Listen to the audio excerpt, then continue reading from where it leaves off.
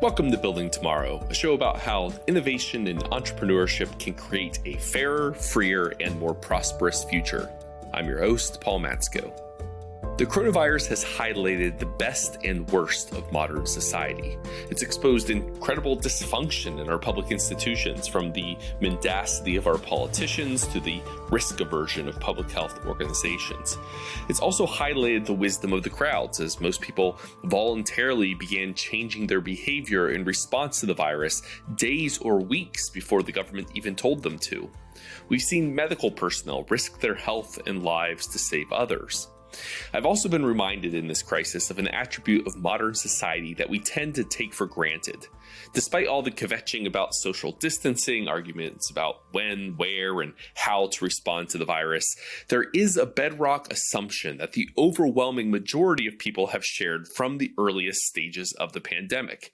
It is the solid belief that we will fix it, that there will be a vaccine, that if we just bend the curve, take precautions, and throw money and smart people at the problem, eventually we'll solve it. This belief operates on the level of assumption. We're barely even conscious of it. And you know what? We probably will. But this belief, so ingrained in our modern culture, had to itself be created, innovated, inculcated. For most of human history, it would have been assumed that the virus was the judgment of a vengeful deity or an improbable, imponderable mystery of nature. But it's so very modern that we just assume that we'll figure it out. And it's that belief itself that means we probably will. Progress begins as an idea, and that idea then begets progress. It is this proposition that I wanted to dig into today.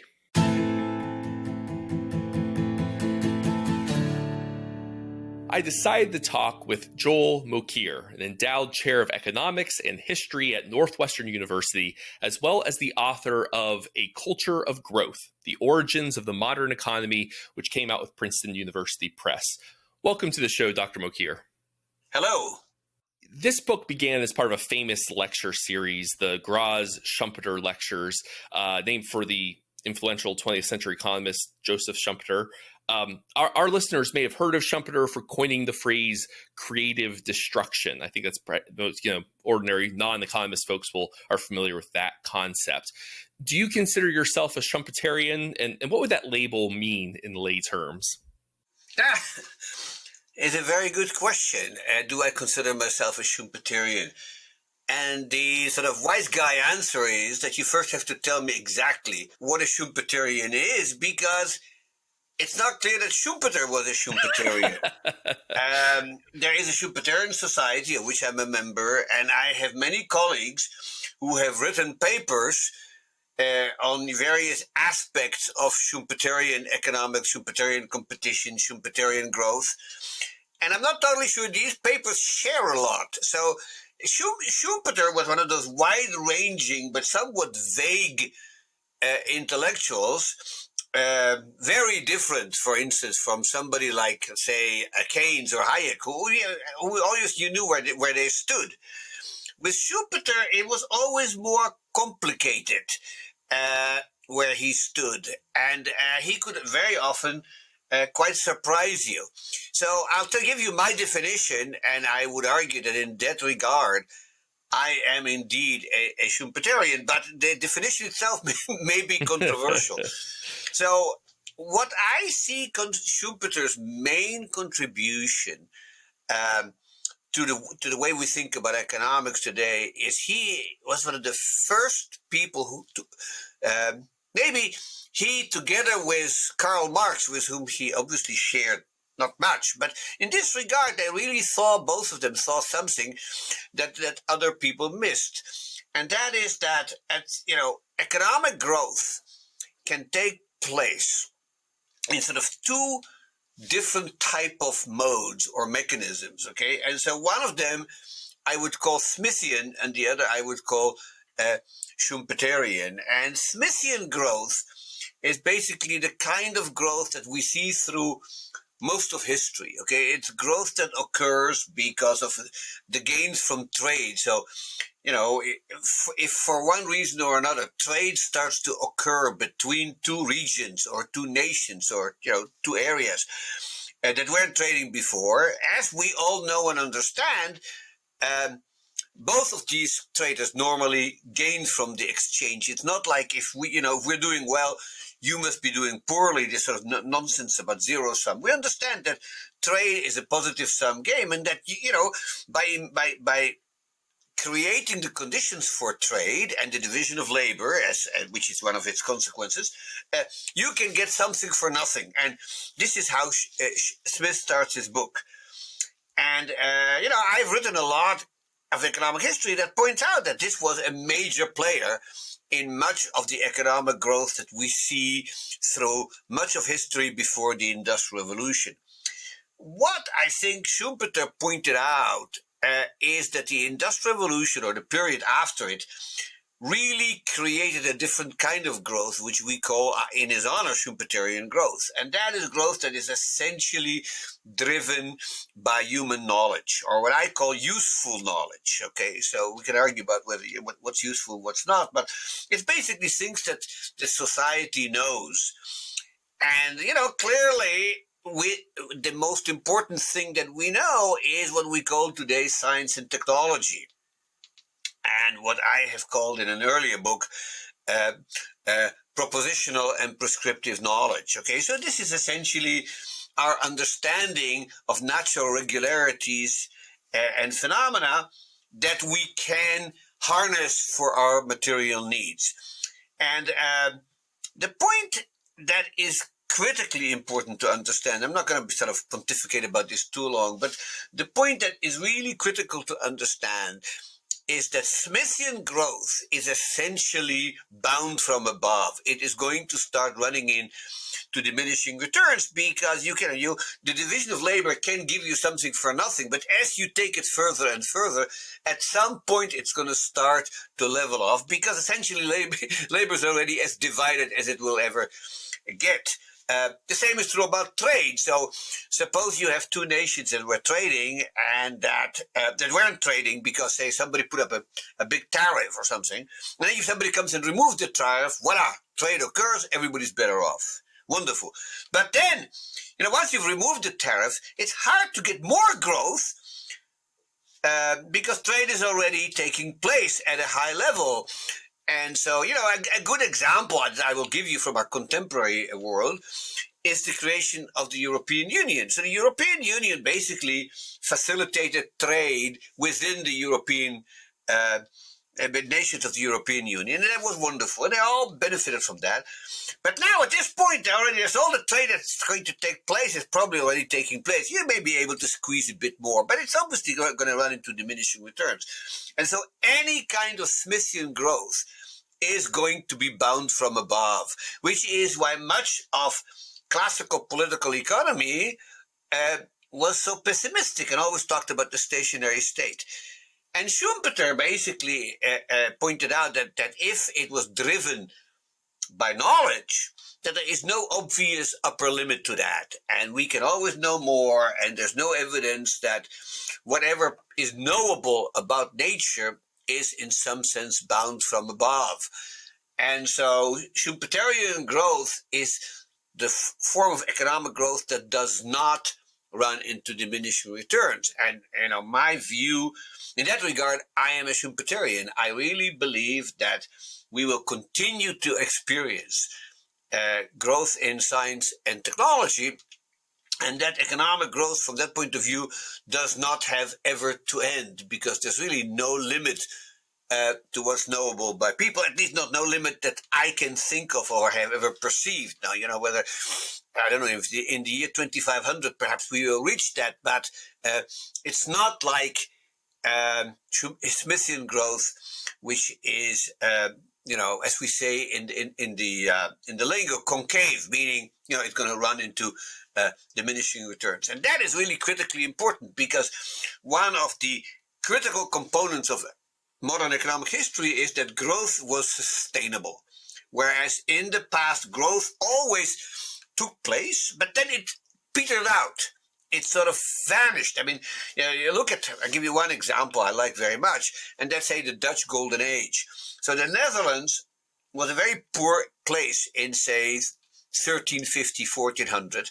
And then you sort of start seeing that they become commercially more sophisticated. Their fishing techniques improve. Even in manufacturing, they start to live in cities.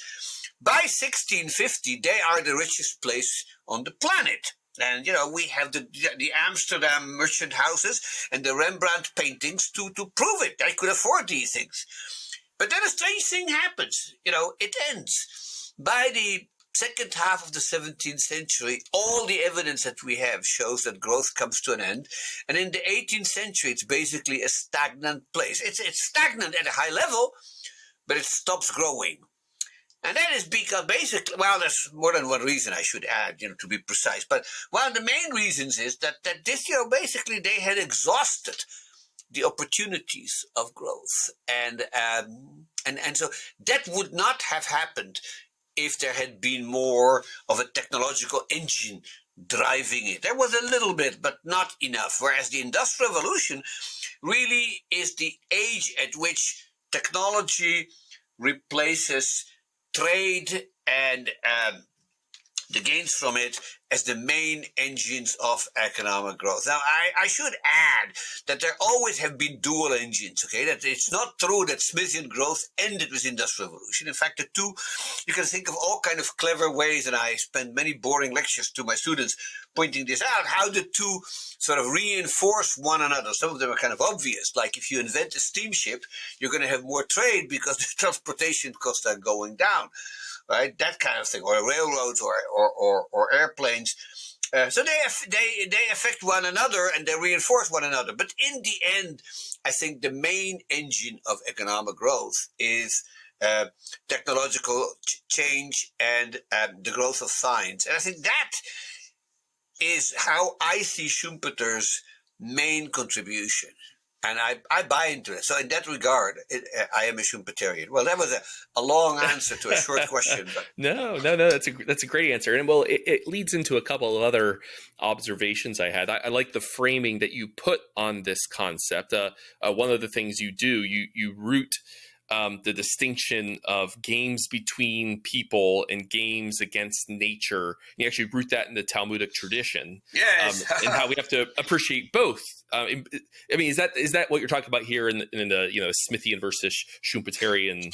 To a large extent, that's true. Also, you got to be careful about this. So it is true that Smithian growth depends entirely on what people do, right? And so whereas in Schumpeterian growth, at the very basic level, it's a game against nature, okay? We have a natural problem, okay, which we need to solve. How to make the soil more fertile, or how to prevent smallpox, or, use electricity, whatever, okay? And so nature is not cooperative unless we force it to. So nature is full of little germs and viruses that want to kill us, and nature makes us cold in the winter and hot in the summer and dark at night. And, we're trying to harness natural regularities to essentially control nature. Once you say that, however, you realize that the game in which we control nature is in some sense a social game. So no inventor works entirely in a vacuum, okay? The inventor connects to other people. He gets ideas from other people. He needs, skilled workers to build his models and his machinery. I mean, we can go on and on and on. But at the very fundamental level, I think, it is us against nature. We as human beings are trying to understand how nature works and what the laws are and what the phenomena are. Some of them are simple, some of them are complicated, and some of them we get wrong for a long time, and then somebody comes around and says, wait a minute.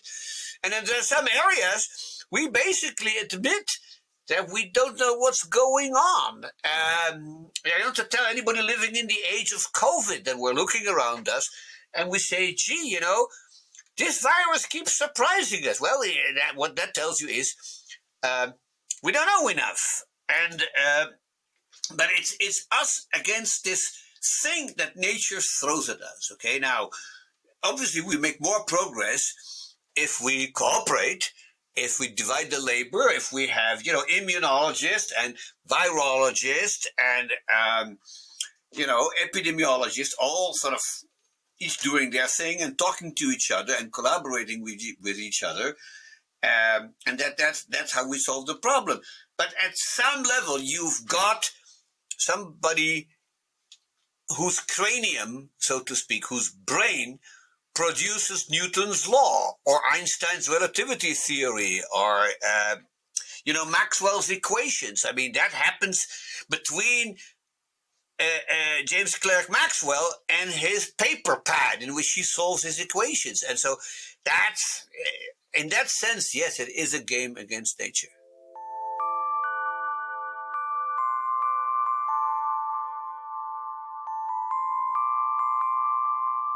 We're talking about progress, and I am struck by the extent to which when you read, and I'm a historian by training, so when you read older sources, people didn't assume that progress would just happen in the same way that people operate from this kind of assumption today. I mean, if you go and survey the ordinary person, they expect that next year their cell phone will get faster, their car will get safer, their homes will get bigger and better over time. They just assume progress. Or even with COVID, people have assumed that, we'll just set smart people to go do some science at it.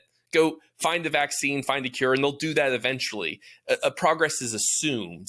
But I don't think that folks in the Middle Ages would have thought that same way. They didn't, say, the Black Plague, we'll figure it out, we'll fix it. No, it was just a divine curse or judgment or just inexplicable phenomenon. So this idea of progress is a thing that had to be created and invented itself. Have you seen that? How's that idea of progress and how it's shifting attitudes towards it? How does that show up in your work?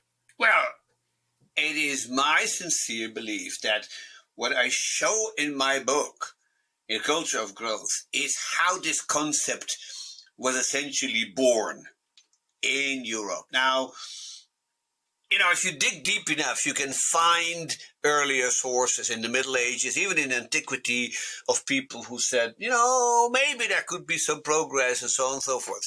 But the reigning paradigm is just as what you say. It's what it says in the book of Ecclesiastes, generation comes and generation goes, and there is nothing new under the sun. And that history may move in cycles, as the Romans believed, but, once it goes up, it goes down again, it goes up, it goes down again. But it is basically, as the statisticians say, a stationary process. And that's something that people start to abandon in early modern Europe. And it's striking, and I hope I don't sound Eurocentric. You're a historian, so you've run into the term. I don't want to sound Eurocentric, but this is something that's very difficult to see in other civilizations. You do not see it in, say, Islamic civilization in the Middle East.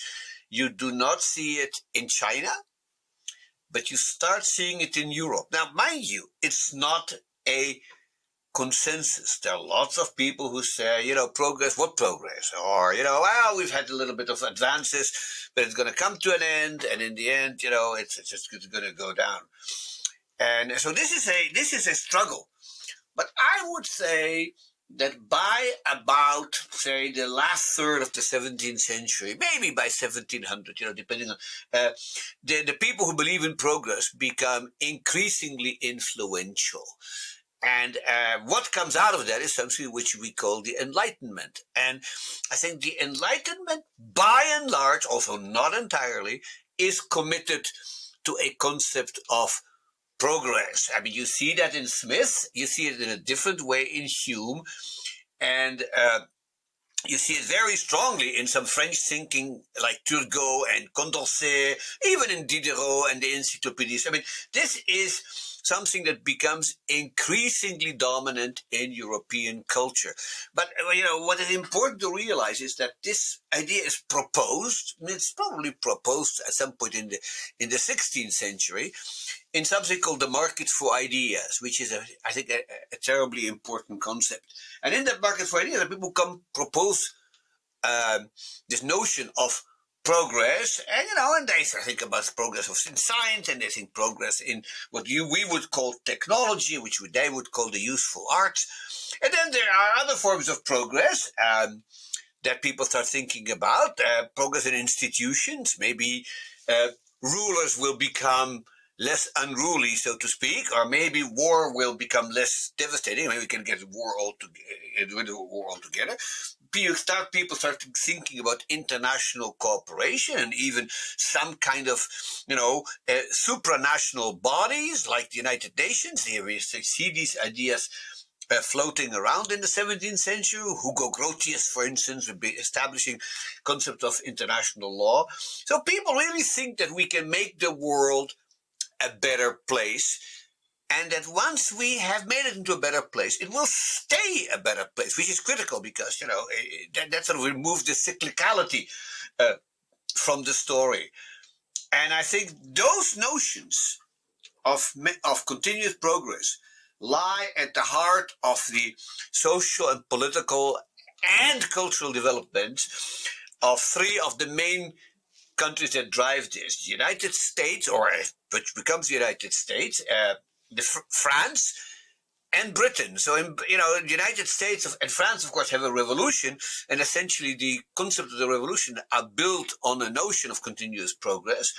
Britain avoids the revolution, but you look at the sort of reforms that are happening in Britain and the way people talk, and you start seeing that even conservatives increasingly become committed to a concept of progress. Now, just to make quite sure, there are serious doubts whether it can be sustained because of what I talked about earlier, about the notion of Smithian growth essentially running into diminishing returns. They didn't use the terminology, but that's what it boils down to.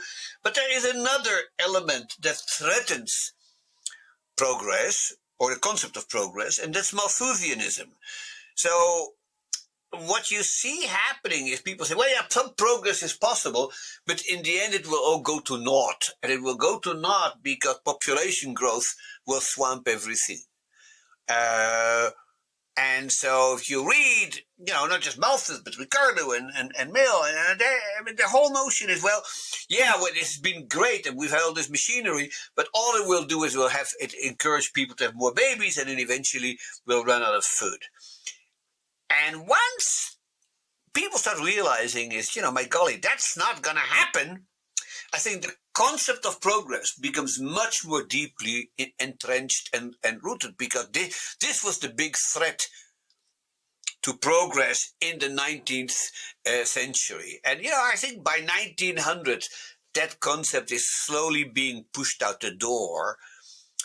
And, and so progress becomes much more of a pervasive notion.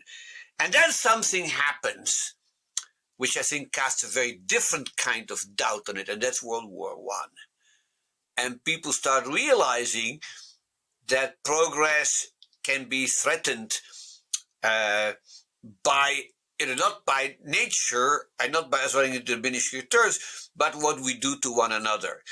And then, of course, once you get World War II and the awareness of nuclear weapons, this becomes all the more acute. And so this continuous tension between people who think progress is possible and progress is desirable, which is not the same, of course. And here's how we bring it about. And then there are three groups of people who oppose that. Okay, there are those who say it's not possible. There are those who say maybe it's possible, but it's not desirable for a variety of reasons. And finally, people say, well, it's possible and it's desirable, but I don't think we can bring it about. I think it will fail. And so, and we're still there, Paul. You have a lot of people who oppose one particular aspect of progress, but there is a whole sort of lobby that basically argues against economic growth, that economic growth is a bad thing because of what it does to the planet, and that it causes more inequality, and and all we're doing, there's a whole school of Scott that thinks all we're doing is producing goods that we don't need. Now, I'm not totally sure how anybody knows what we need or we don't need, but this debate is sort of never ending. And it goes up and it goes down. It's fascinating to watch how, belief in this kind of optimism. And, if you look at the 1950s and 1960s, it's very powerful. Everybody thinks, we're doing great. We're going to grow. We just invented, antibiotics, and we have, we're making more automobiles, and we're making, everything's better. And then you start people saying, oh, wait a minute. And this is sort of what's happening in the late 60s. And then it goes back and forth, back and forth. And it's fascinating to watch, because clearly this is this is somehow deep wired in us. There's this notion that generation cometh and generation goeth, and there is nothing new under the sun. And if anything we are learning from modern economic history is, in all due respect, to the good book, that's just bloody nonsense.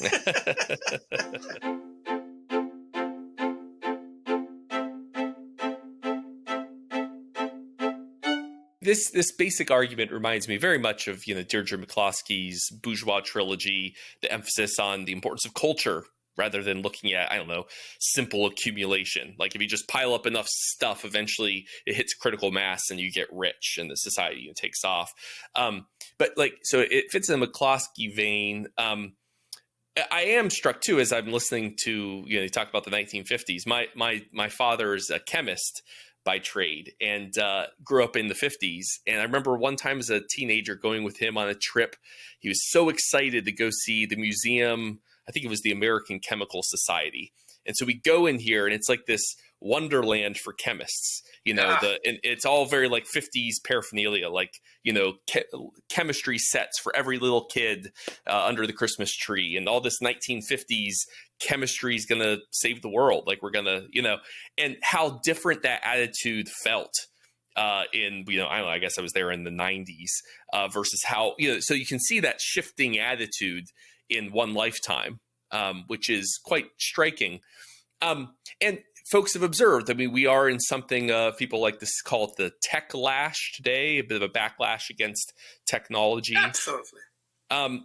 Now, I don't know how far you would take that. We had economic historian Carl Frey on the podcast last year to talk about his book, The Technology Trap. And he took it to a point where he said that techlash isn't just a passing, fleeting phenomenon, but that we're actually in an Engels pause, a period when the gains from productivity go to capital instead of the labor, and that leads to political backlash like Marx and Engels.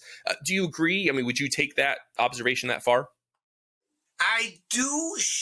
I'm not only. I agree with Frey on some things and disagree with him on some other things. I think we are living in a different era, and as a professional economic historian, I am actually very lukewarm to say, hey, it's just like it used to be in this other episode, which we know well, and we know how it ended, because our age is quite different. And notions of inequality and of struggles between, if you want, labor versus capital, which is kind of a Marxist concept, but I think are very different from what they are today than what they were in the 19th century. So I'm not all that hot on Engels' pause. What is, to some extent, true is that there seems, in a superficial way, to be a sharp increase in inequality, which is a great concern. There's a whole sort of school of economics led by Thomas Piketty, which everybody was talking about, and there's a bunch of his followers at Berkeley following this, and who worry about inequality. And I think there is a sort of a social movement which is sort of personified in peoples like Bernie Sanders, who basically think that this is the highest priority in what's happening today in capitalist societies. And so I have a bunch of footnotes to that, none of which completely refutes it, but which one ought to worry about. The first is that this is very much an Anglo-Saxon kind of phenomenon. We see this rise in inequality happening in a fairly small subset of countries, but not in others. And so perhaps there's a reason for that, and perhaps we're doing something right that they're doing wrong, or vice versa. But clearly this is not a law of nature or a result of the technology. It's a result of other institutions. And we sort of know what they are: decline in unions, and, various modes of corporate governance, and so on and so forth. So that's one thing. The second thing is that on a global level, it's not true. That is to say, the world is becoming more equal, largely because two very large and formerly poor countries, India and China, are growing faster than the West. And so if you look at the world as a whole, inequality is declining simply because the weight on China and the weight on India, if they're growing faster than the United States, that shrinks the gap between the two societies and reduces global inequality. So that's a concern, and that's very much inconsistent with Engels' pause. The third thing, and that's, I think, in some ways, most interesting one, is that I think we're not measuring inequality correctly. And that, for one thing, people keep confusing inequality of wealth with inequality of income. And clearly, inequality of wealth is much worse than inequality of income. Everybody understands that. But it's odd how people jump from one to the other depending on what they need for their argument. And it's very important to keep those apart.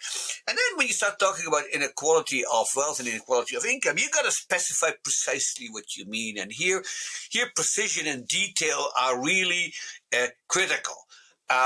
What wealth is exactly counted? Well, Piketty, for instance, counts mostly financial wealth. He's not interested in human capital. But human capital is the major asset of what most people have. I, as a college professor with a PhD and 45 years of experience, I embody a certain amount of human capital for which my university pays me. That's how I make my money. My wealth is my pension fund, which is kind of nice, but that's not where the inequality is. The inequality is in my income, and the asset that I'm being paid for is my human capital.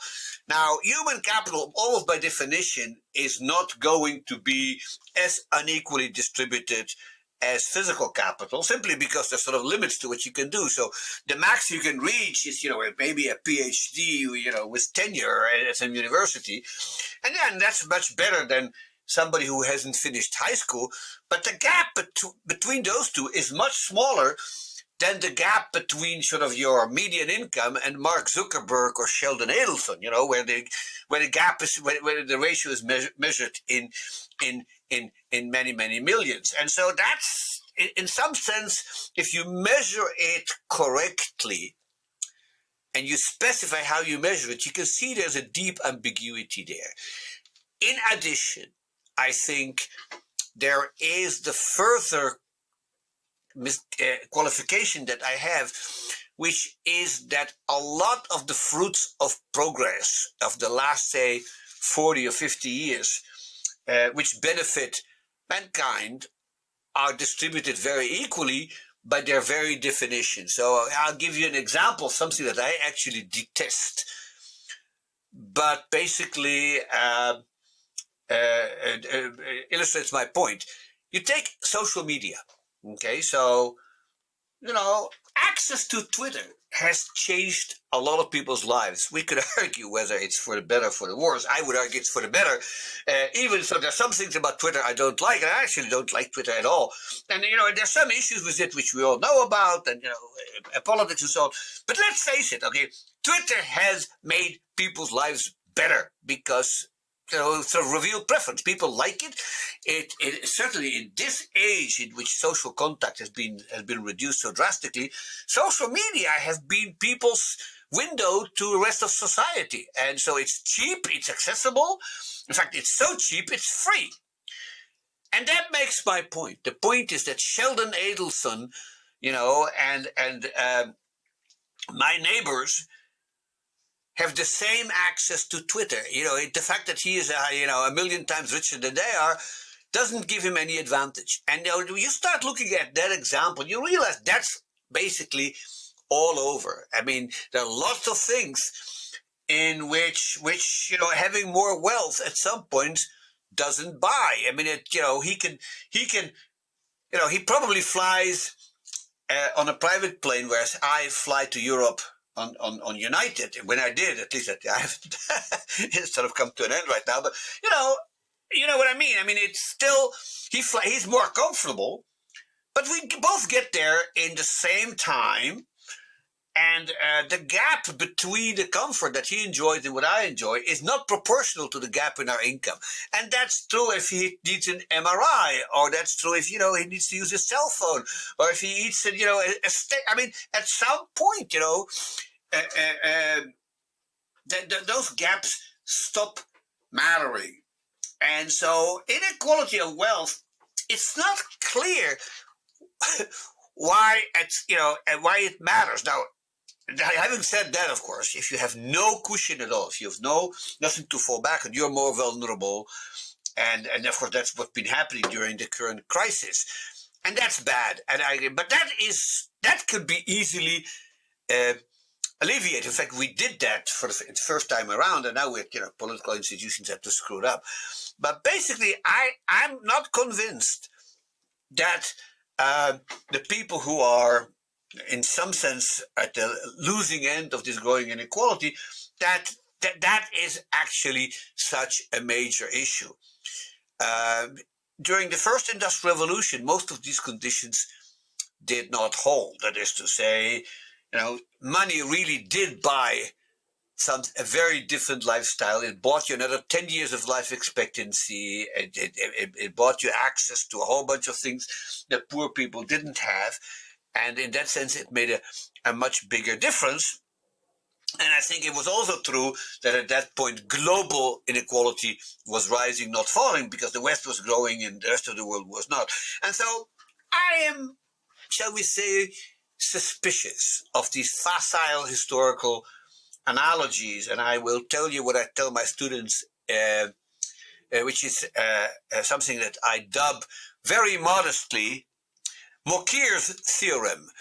And Mokir's theorem says every sentence that starts with the words "history teaches us" is false. Yes, the grand capital H history. History doesn't teach us anything, and any kind of conclusions or policy recommendations that are based on some kind of historical analogy is really wrong. And so, I mean, I have seen this in my lifetime many times. And the example that I like, which is not from economic history, but it is the argument about appeasement in the late 1930s. And everybody said, Chamberlain and Halifax appeased Hitler, and it was a terrible idea, and Churchill was right. And so, given what happened then, we should now invade Iraq. I mean, I've seen that argument. In fact, I think I've heard Dick Cheney make it, or maybe Rumsfeld, some one of those clowns. And that was a terrible, terrible thing to do. I mean, notion that in some sense Saddam Hussein was a threat the way Hitler was, it's just ridiculous. And but the argument sounded very convincing. Appeasement is bad, and then you quote Winston Churchill, and there's all this stuff. It's wonderful, but it's misleading, and that I think is true in economic history as well. We are living in an age unlike any kind of age. I'm actually preparing a lecture on the 1918 flu epidemic. And people sort of try to draw lessons from the 1918 flu epidemic, Spanish flu so-called, and our own COVID crisis. And that's terribly dangerous, because the people in 1918 really had no idea what the flu was and what caused it. And so you realize that the realization or the discovery that the Spanish flu was caused by a virus only happened in 1933, 15 years after it. Whereas we not only had within days, we knew it was a virus, but within weeks, we had this genomic sequence. And so, there's still a lot we don't know, but you can't compare that. And And then you can look at the Black Death in the 14th century, which you mentioned earlier. People were totally clueless. At least in 1918, they realized that it was contagious, and they had certain means of minimizing contagion, even if they didn't know exactly why they worked. We know so much more than they do, and so we really think we're going to get a vaccine. Well, I think there's been some debate about when it's going to be ready, but at some point we will overcome this thing, and we will do it much faster than anything in the past. I mean, the Black Death first occurred in Europe in 1347, and it really disappeared only in 1720. So we had 350 years of that thing. We're not going to have to wait that long to find an answer to COVID. And so these analogies strike me as really facile and misleading. And my sort of intuition as an economist, I'm trained as both, and my intuition as an economist is, sweat the details, look at the models, write down what you think is really going on, and then, make sure that the differences between the two situations don't dominate over the commonalities. And I think that's true for almost every historical analogy that we're drawing. So that was sort of one of my main complaints about Frey's book.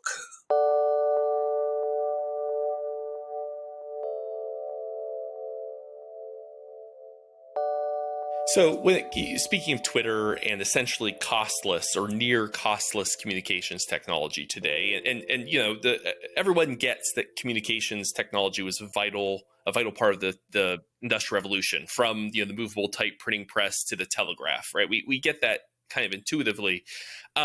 You write at one point in the book, the prediction of this model, which you call interconnectivity, is that the veritable explosion of communication technology in the late 20th century will lead to an acceleration of technological progress as social interactions and information exchanges have become essentially costless regardless of distance. And yet I've read that, many economists think we've entered a period of economic stagnation. I mean, Tyler Cowen calls it the Great Stagnation. And usually we see a coupling that technological innovation leads to productivity growth. And yet productivity growth seems to have slowed over the last half century, precisely as this communication revolution took place. So what gives? But remember, productivity is driven by a lot of things. And the notion that we can this is one of the first things I teach. Sorry to sort of sound like a professor, but no, I like it. When I teach them, look, we have two different things. We have technological progress, which we know more or less how to define, and then we have productivity growth.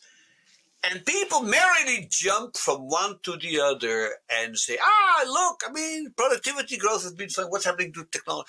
Productivity growth depends on lots and lots of other things. I must say, I have developed over the years a very healthy suspicion of these sort of total factor productivity statistics. And my colleague Robert Gordon, who is one of the great economists who has been spending his life studying productivity statistics, basically doesn't disagree with me on this. And that is that there are many issues with the productivity statistics. In fact, the problem with technological progress in general, and I think this is a statement that your listeners will agree with, is it's awfully difficult to measure it. And this is very counterintuitive because economists want to measure things, right? We like numbers. We like quantification. This is what we do.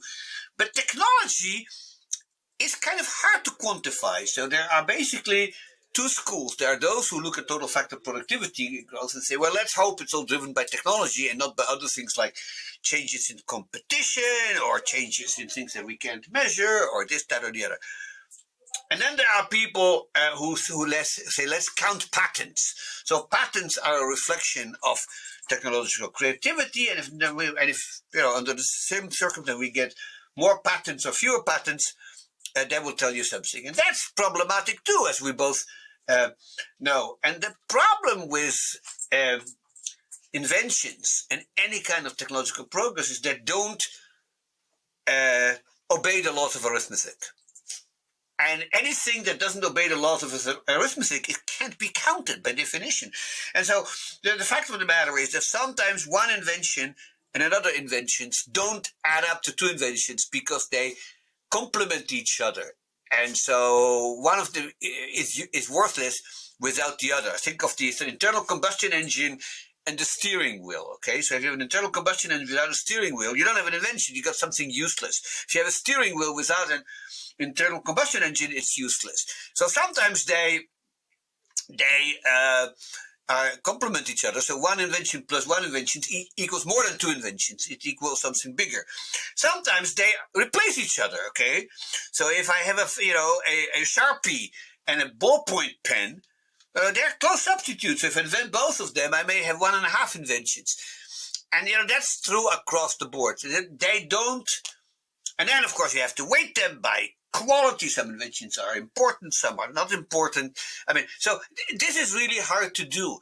And so after I've done all of those, but in the end, I think there is no substitute for just good old narratives. So I tell, and if you've seen my book, The Lever of Riches, or my later books, The Enlightenment Economy, I basically say, look, I'm in favor of technological progress, but because I can't really count it, here's a bunch of stories. And so I talk about electricity, I talk about steel, I talk about chemical fertilizer. You could talk about nuclear power, and we can talk about genetic engineering. You name it. But these tell you, hey, we are making fabulous progress. And so I'm looking around me, okay? And I am looking at what's happening in genetic engineering, and I'm looking at what is happening in material science, and I'm looking what's happening in nanotechnology, and I'm looking what's happening in energy generation and distribution. And there's no question that there is an enormous amount of innovation going on. It's not spread equally over the economy. And my colleague Bob Gordon, his argument is, look around your kitchen, he says. What do you see there that's new? The microwave has been around 40 years. Your gas stove has been around 100 years. Your refrigerator has been around, 60 years. So, more than 60 years now. And on and on. So, where's the technological progress? And so I just sent him the other day a picture of my Eufy. So my Eufy is this robot that goes around my house and cleans the floor. And it's not something that's going to change my life. But you look at this machine and you go, holy cow, this thing is smart. It avoids falling down the stairs. And if it can't go on because it hits a chair, it keeps trying and trying until it finds a different way. When it's done, it finds its base and it sits on its base and it recharges by itself. And you go, man, this is ingenuity. So that ingenuity obviously does not change my life. But the same ingenuity, Paul, is going to help us overcome the biggest existential crisis that the human race has ever faced, which is what we're facing. That's not COVID, but it's climate change. I know this is not always accepted by everybody, but I belong to a huge majority of people who can read the numbers and basically say, look, this is upon us. And my view is that the solution will be technological. It will not be political. We will never get our act together, not just because many countries, the government is lukewarm to do anything, but international cooperation, which will be necessary, is unfeasible. What is feasible is techniques that don't emit and that are cheaper. And we are getting to that point, and then the market will do it. We don't need subsidies. We don't need anything. Maybe a little bit just to get us over the hump. But by and large, we can. The technology will do it. We will come up with new techniques that will solve this because this is what people want. And so that's And so how that will show up in the productivity statistics is not at all obvious. But it will be progress, because we will have averted a major danger. So that's where I stand. I am struck when I talk to people who, engineers, entrepreneurs, and economists, the different versus folks in public policy and in the political class, the difference in their optimism or pessimism on the subject, like the optimism about being able to innovate our way through the challenge, whether it's, people come up with all kinds of fascinating ways of mitigating carbon emissions, carbon sequestration or capturing, geoengineering, all kinds of cool, fascinating stuff. But there's such a stark cultural divide between that segment of society and the kind of political class, and that's striking. I know, it's totally fascinating, and it's also interesting to study how the dynamics of that work, because the odd thing is that we have had for 75 years a technology which is essentially zero emissions, but the people who worry about emissions are even more against that technology than they are against hydrocarbon burning, and that's nuclear technology. And so they grab. So a few things have gone wrong with nuclear technology. We all know about Chernobyl and Fukushima. But compared to the damage caused by the burning of fossil fuels, these things are small change. And so now I'm not saying that nuclear will necessarily be the solution. It will probably be part of the solution, and to some extent, it can make up the gap between what solar and wind can provide, and sort of back it up in some way when these other things have very seasonal or other problems. But that technology, much of that technology is basically available. We just have to refine it and tweak it, which we will do. And so I'm a great optimist in that. I am not sure that will affect productivity in any way that we will be able to measure, because in some sense it's just replacing something else.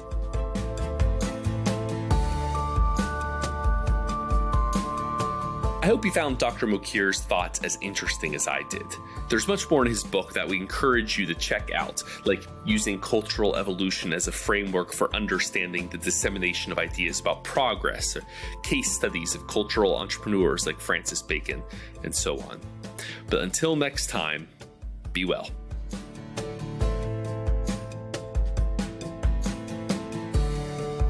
This episode of Building Tomorrow was produced by Landry Ayres for Libertarianism.org. If you'd like to learn more about libertarianism, check out our online encyclopedia or subscribe to one of our half-dozen podcasts.